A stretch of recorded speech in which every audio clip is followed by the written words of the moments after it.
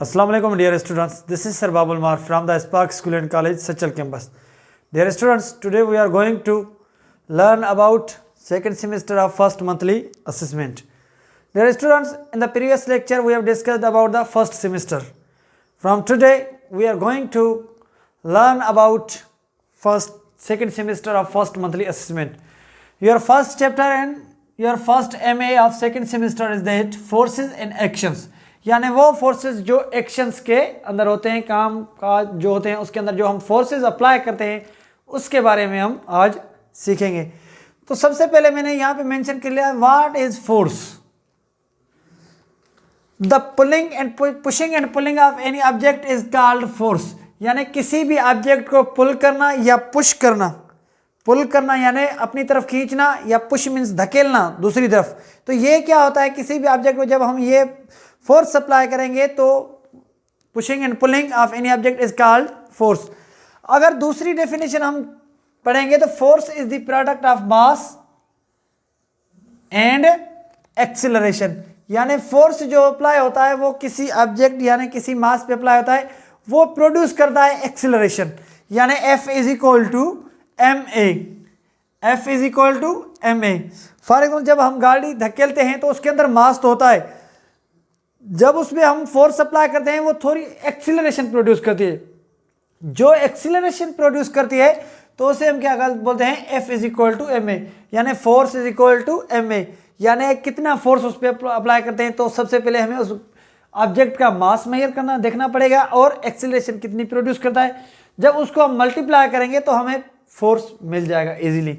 तो there are many types of forces like the wind, running water and gravity. Force can be produced by many forms.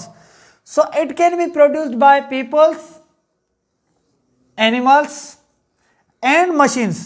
यानी जानदार, इंसान और machines जो हैं वो फोर्स प्रोड्यूस कर सकते हैं।